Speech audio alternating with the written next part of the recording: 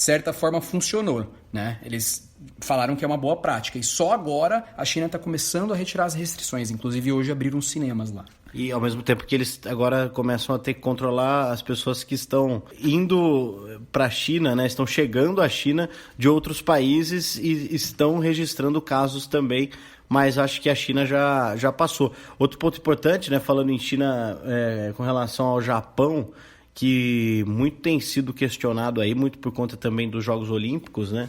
Que foram, enfim, adiados para daqui a um ano pelo menos, é que o Japão estaria passando por uma crise muito maior com relação ao coronavírus, mas até então mascarando a situação por conta dos Jogos Olímpicos. O Japão tem chamado a atenção nos últimos dias alguns movimentos por lá que vale a pena a gente se voltar a atenção nos próximos dias. Se realmente eles foram extremamente eficazes com relação ao corona, o que vindo do Japão não surpreenderia, mas ou se eles de alguma forma esconderam um pouco o tamanho do problema por lá, a gente vai ter mais noção nos próximos dias.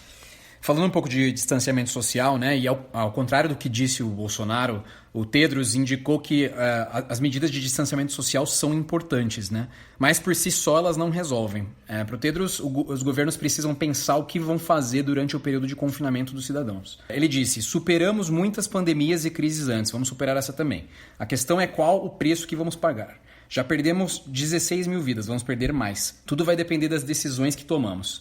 Segundo ele, as quarentenas servem para desacelerar o ritmo da doença, né? E vem com custo sem precedente para a sociedade e a economia. Mas, acima de tudo, para comprar tempo e reduzir a pressão sobre os sistemas de saúde. Para a OMS, 6 medidas precisam ocorrer enquanto uma quarentena está em vigor.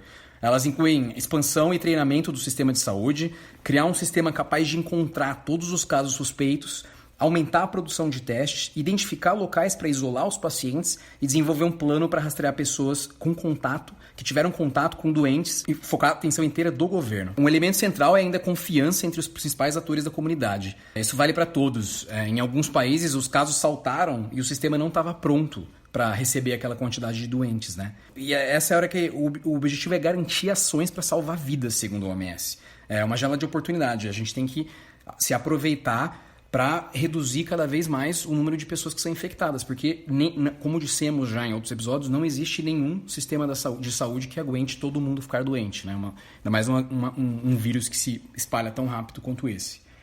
E caso as medidas não sejam aplicadas durante a quarentena, o risco é que os governos tenham que restabelecer os confinamentos das suas populações, depois de poucas semanas de um eventual relaxamento das regras. Há poucas semanas atrás, o Tedros chegou a dizer que vender a percepção de que se trata de uma doença que mata apenas idosos, de novo, mesmo que fosse verdade, representa a falência moral da sociedade.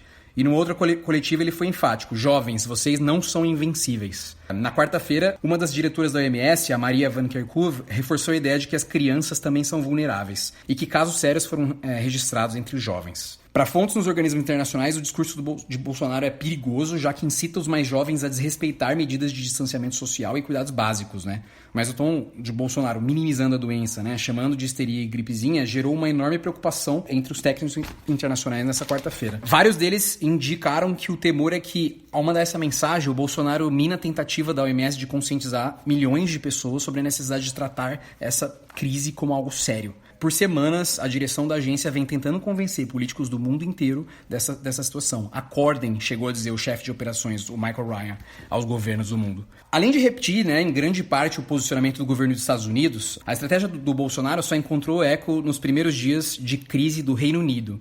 O Boris Johnson tentou adotar uma estratégia de ação pontual, mas ele foi pressionado pelos números de mortes e criticado por sua atitude, né? Acabou desistindo do caminho adotado e ordenou uma quarentena em todo o país. O Japão, que a gente estava falando, foi citado pelo governo brasileiro como um país que não adotou o distanciamento social. Mas o país ampliou de forma bem considerável a sua capacidade do sistema de saúde e promoveu uma estratégia para testar de forma ampla todos aqueles que estavam com sintoma. Com relação ao discurso do Bolsonaro, né, desse desespero dele já querer que as pessoas saiam às ruas, e que o próprio Donald Trump, ao falar a respeito disso, colocou, né, estamos trabalhando para que depois da Páscoa tudo retorne, né, pelo menos assim, né, numa tentativa de normalidade. Ou seja, até o próprio Donald Trump, que tem também esse pensamento, né, meio anticientificista e coisa e tal, colocou um prazo, né? Eu acho que principalmente o que faltou no discurso do Bolsonaro foi ele estipular alguma coisa, né? Da forma como ele falou, realmente, me parece que ele quer quebrar todo e qualquer tipo de recomendação que o mundo está fazendo e ir pelo caminho contrário, né? E outra coisa que chama atenção, né? Eles falam jovens, né? O pessoal da OMS, né?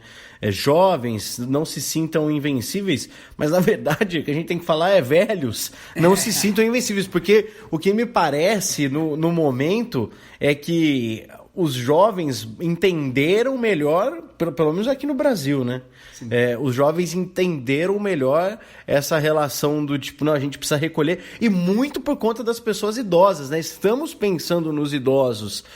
Acho que nenhum jovem que tem uma saúde hoje estável, como eu tenho, como o Léo tem também, imagina que o corona possa nos matar. A gente está fazendo isso para que as pessoas idosas continuem vivendo, né? Ninguém acha que porque alguém é mais velho, porque tem 80 e poucos anos que não está mais em atividade, né? Não é mais uma pessoa ativa, essa pessoa tem que morrer, só porque ela é velha, né? Essa é a questão. Então, assim, a conscientização dos mais velhos, né? Dessas pessoas já nessa casa dos 60 anos, que tem sido difícil aqui no país. Então, velhos, não se sintam invencíveis.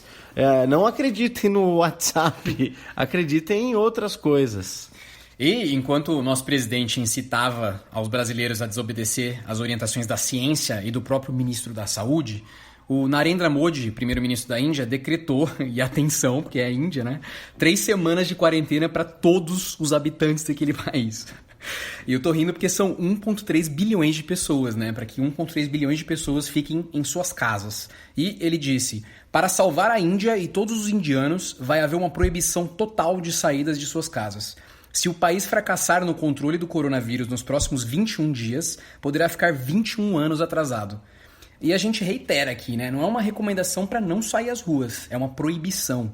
O Modi, que é aliado político, né, do espectro político do Bolsonaro, botou em quarentena forçada 1,3 bilhões de pessoas por conta de 469 casos de Covid e só 10 mortes, né? O Brasil, com menos de 1/6 da população da Índia, tinha até essa terça-feira 2.201 casos confirmados e 46 mortos. E o grande líder brasileiro decidiu que é hora da gente retomar a vida normal. Devemos, sim, voltar à normalidade. Ele faz umas apostas, né? Mas para mim todas perigosas. Para mim a vida dos brasileiros é infinitamente mais importante que qualquer outra coisa. E aí acho que vale a pena também a gente destacar uma das visões a respeito dessa postura do Bolsonaro de dobrar a aposta, né? Ainda nesse discurso, de justamente por saber que dentro dos estados, os governadores, de modo geral, têm tomado medidas de restrição social, das pessoas se isolarem realmente nas suas casas. Ele dobra a aposta no discurso de que é contra isso, enquanto realmente isso acontece, e pensando de que o Brasil possa realmente não ter um número muito grande, né, muito maior do que esse que estamos projetando, lá na frente, por conta dessas questões econômicas, o Bolsonaro pode tirar o dele da reta, né? Essa foi uma análise feita, inclusive, pela Gabriela Prioli, né, comentarista do canal CNN. As pessoas vão achar que o vírus ele não é tão significativo, que o coronavírus não tem um impacto tão significativo na saúde, mas isso não vai ser porque o vírus é mais uma gripezinha, como disse o presidente da República, mas vai ser porque as medidas implementadas pelos governos foram eficazes. Só que ao manter essa retórica de minimização do poder do vírus, no futuro, quando as pessoas estiverem experimentando as consequências econômicas dessa crise que a gente vai enfrentar, o governo Jair Bolsonaro vai poder jogar a responsabilidade para os governadores dos estados, repetindo a retórica que ele adotou até aqui, no sentido de que eles estão aplicando um remédio em demasia e que, portanto, estão provocando um dano maior do que o vírus causaria sozinho se as medidas não fossem implementadas. No momento em que a gente fica até sem entender, né? Outro dia até falei, acho que o Bolsonaro agora vai jogar mais recuado, né? Não vai atacar tanto porque ele pode tirar proveito disso de uma forma de ganhar tempo lá na frente. Mas essa é a estratégia do Bolsonaro, só que muito pior, aparentemente.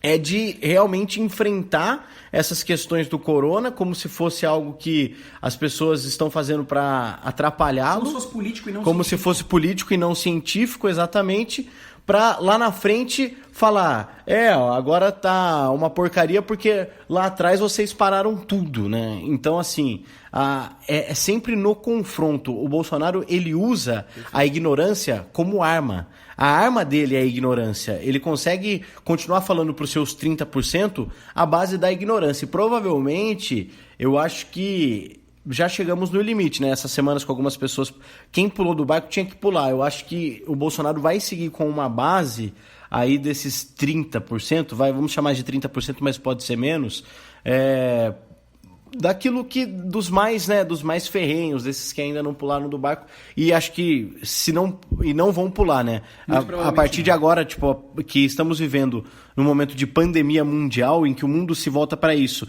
e ele é uma das pouquíssimas vozes de chefes de Estado que vão contra isso, então, e quem continuar do lado dele já chegou no limite, então assim, é ele, né? Quem está do lado dele agora é ele, assim, não existe mais. São pessoas que pensam exatamente igual ao Bolsonaro e pasme, meu amigo, você que está nos ouvindo. Existe gente assim no mundo.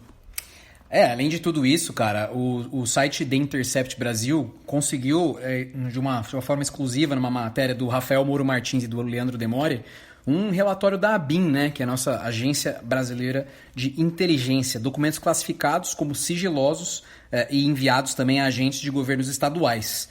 E os relatórios deixavam ainda mais evidente o desprezo do nosso presidente da República pela população, mesmo informado sobre a quantidade de mortes de pessoas que podiam morrer, né, e no relatório falava de 5.500 mortes nos próximos 15 dias, ele seguiu fazendo esse pouco caso, né, seguiu se utilizando dessa retórica sofista que a gente está conversando aqui, né?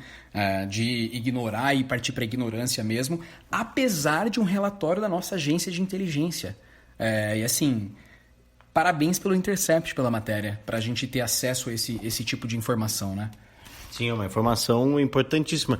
E vale a pena também, né? Acho que não é o tema principal do episódio, mas o quanto é importante esse tipo de imprensa de ter acesso a esse tipo de documento, como a questão dos áudios vazados, né, que quiseram criminalizar a atitude jornalística, né, o trabalho jornalístico de como ele teve acesso a esses áudios, ele que hackeou o celular do Sérgio Moro, essas coisas. Como que o The Intercept teve agora acesso a esses documentos da ABIN? Não sabemos. Eles tiveram acesso, eles conseguiram bancar uma reportagem. Estão se perguntando agora, mas então eles são criminosos por ter acesso a isso? É uma informação bem útil à sociedade. Estamos falando de uma pandemia mundial e eles trouxeram uma informação que serve, a sociedade merece ter acesso a esse tipo de informação. Como merece ter acesso a informações que deram conta de manipulações em julgamentos, né? Que foi em julgamentos políticos, que foi o que aconteceu da Vaza Jato. E aí a gente pode falar, né, do governo Bolsonaro, né, que é esquizofrênico. E a medicina ensina pra gente que a esquizofrenia, além de outras características, é a incapacidade do paciente de distinguir o que é real e o que não é. E é dessa incapacidade que sofre, né, todo o ministério Bolsonaro. O Mandetta disse que o nosso sistema de saúde entrará em colapso daqui a pouco tempo. E segundo o ministro, a ameaça já existe, né? Vale o que dizia, né, o nosso ministro ou o presidente da República. No dia 15 de março, algumas das principais cidades do mundo já estavam vazias, ou quase. Nas capitais brasileiras ainda havia muito movimento. A convocação do Bolsonaro foi atendida, né? Com o passar do tempo, a lembrança desse dia 15 do 3 deve se consolidar como um símbolo de todo o cuidado que o Brasil não teve, né? A síntese da negligência do governo, com a festa diante da tragédia que já estava anunciada pelo mundo inteiro e como a prova de que nós perdemos um tempo precioso que a gente poderia estar se preparando, né? No dia 21/3, o Bolsonaro apareceu em mais um daqueles seus vídeos improvisados, né? Com camisa de time de futebol, numa produção que contou com a ajuda dos 3 filhos. No vídeo ele diz que determinou que os laboratórios das Forças Armadas produzam a cloroquina, que é um medicamento que é utilizado, dentre outras coisas, no tratamento da profilaxia da malária. Também, agora há pouco, me reuni com o senhor ministro da Defesa, onde decidimos que o Laboratório Químico e Farmacêutico